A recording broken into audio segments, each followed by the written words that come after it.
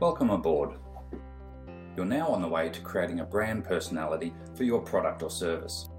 To put you in the picture, this is the last module in a series of 7 that make up my Build a Better Brand e-course. It's one of the shorter modules and it's lots of fun. So let's get into it. Firstly, let's define what a brand personality is. In short, it's the way your business expresses and represents itself through the adoption of a set of human characteristics. Common characteristics or traits that brands adopt include sincerity, trustworthiness, competence, excitement, and sophistication.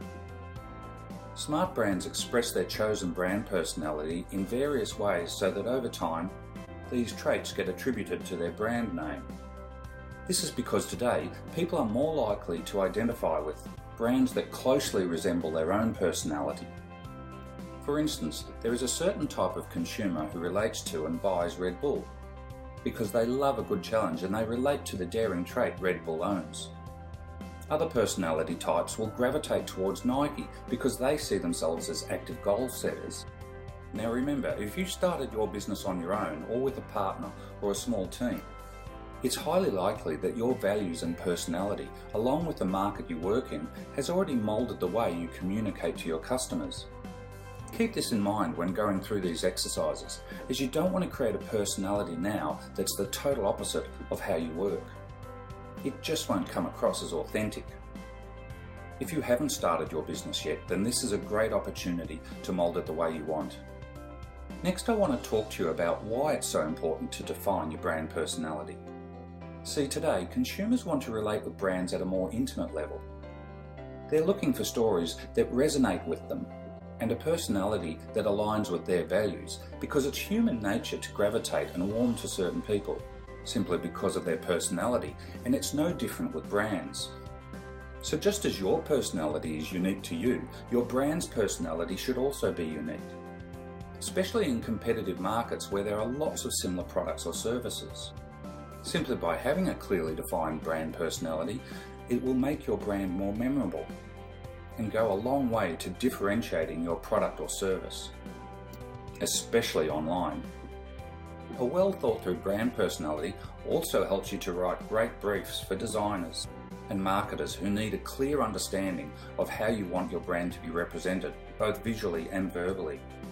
Having a compelling brand personality that resonates with your market plays a big role in attracting the right customers, because the time of selling on features and benefits alone doesn't cut it anymore. See, over the last 100 years, the branding message has moved through 4 distinct phases.